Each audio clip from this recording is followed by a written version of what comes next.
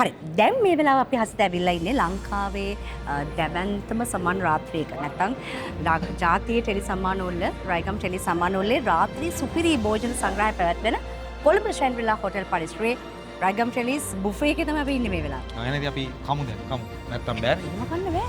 ඇයි? තාම සම්මාන යනවා. උනාට චානු දැන් මේ තරු ටික ඔක්කොම සම්මාන රාත්‍රී ඉවරෙච්ච ගමන් මෙතන පිරෙනවා. ඒකට කන්න හම්බෙන්නේ නැහැ අපිට. අපිට ඇත්තක් තියෙන මෙහෙම කරන්නද? ඔව්. අපේ ප්‍රධාන සූපවේදීතුමන් ඇවිල්ලා ඉන්නවා මෙතන. මම එයාගේ පර්මිෂන් එක අරන් ඉන්නකො පොඩගෙන කලබල වෙන්නේ නැතුව. ඒකාරි කමන්නේ බෑනේ පොඩ්ඩක්. අපිට ඉතින් කන්නත් නැහැ. ජාතියේ මහා ටෙලි සම්මාන රාත්‍රී රයිගම් ටෙලි සම්මාන උළෙලට රටේ අපි ආදරය කරන වගේම ගරු කරන විවිධ කලා ශ්‍රේෂ්ඨයන් විවිධ ටෙලි නාට්‍ය ශ්‍රේෂ්ඨ වෙන්න පුළුවන් නැත්නම් මාධ්‍ය ශ්‍රේෂ්ඨ වෙන්න පුළුවන් ප්‍රවීණ රසක් ඒ වගේම ටෙලි තරු රාශියක් පායන තැනක් තමයි රයිගම් ටෙලි සම්මාන උළෙල කියන්නේ. විතරක් නෙවෙයි ලංකාවේ බොහෝ දෙනෙක් බලාගෙන ඉන්න සම්මාන උළෙල. එහෙම සම්මාන රාත්‍රියක සුපිරි රාත්‍රී ආහාර භෝජනය කියලා කියන්නේ බොහෝ දෙනාගේ අවධානය යොමු කරන මොකද බොහෝ දෙනා එකතු වෙන්නේ මේ තැන තමයි අවසානයේ සම්මාන රාත්‍රියෙන් පසුව.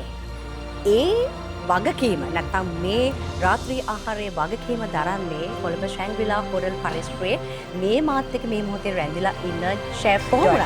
මට කියන්න ඕනේ දැන් රයිගම් ටෙලිස් සම්මාන වලට සහභාගී වෙන හැමෝටම සුපිරි ආහාර වේල ලබා දෙන්නේ මෙතුමාගේ ප්‍රධානත්වයෙන් සහ නායකත්වයෙන් මූලිකත්වයෙන්.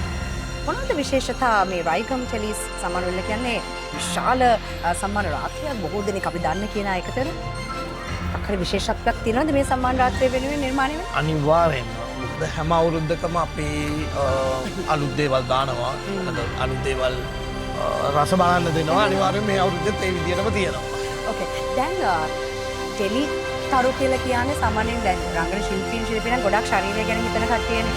දැන් ගොඩාක් කැම જાති මෙතන තිබ්බම මොකක්වත් බෑ. හැබැයි ඔබට එහෙම හිතලා තියෙනවද දැන් මේ ටෙලි තරු වලට මම විශේෂ දේවල් දෙන්න ඕන සෞඛ්‍ය ගැන හිතලා නැත්නම් ශරීරය ගැන හිතලා? අනිවාර්යෙන්ම එහෙම වෙන්න ඕනනේ. මොකද ලස්සන ගැහණු ළමයි ආපහු හැන්සම් පිරිමි ළමයි ඒ ඔක්කොමටම මුල් තැන දෙන්න ඕන. ඕකේ. අනිවාර්යෙන්ම එහෙම කරලා තියෙනවා. ඉතින් රයිගම් නාමයත් එක්ක වැඩ කරන්න ලැබීම ගැන ඔබට මම හිතන්නේ ශැන්විලා හෝටලේ වෙනුවෙන් යමක් කියන්න ඇති. අනිවාර්යෙන්ම. මොකද හරිම ආඩම්බරයි ඒ ගැන. මොකද රයිගම් ඒ කියන්නේ අවෝඩ් එක ඇවිල්ලා හැම අවුරුද්දෙම ඔයගොල්ලෝ ශැන්ග්‍රීලා එකට එන්න අමතක කරන්නේ. ඉතින් ඒක අපිට ලද ලොකු භාග්‍යයක් සහ නිහතමානීව ආඩම්බර වෙනවා. ඔයගොල්ලෝ හැමෝටම සුබ පතනවා. බොහොම ස්තුතියි ඔබට. මම හිතන්නේ රයිගම් ටෙලි සම්මාන රාත්‍රියට සහභාගී වෙන ඔබත් ඒ වගේම ශැන්ග්‍රීලා හෝටල් පරිසරයට එන ඔබත් ෂෙෆ් ඩෝයින් මම හිතනවා මම හිතන්නේ ඕනම ආහාරයක වගකීම එතුමා සතුයි කියලා ඕනේ කියන්න පුළුවන්. ඒ කියන්නේ ෂෙෆ් ඩෝයින් හොයාගෙන එන්න. අනිවාර්යයෙන්ම.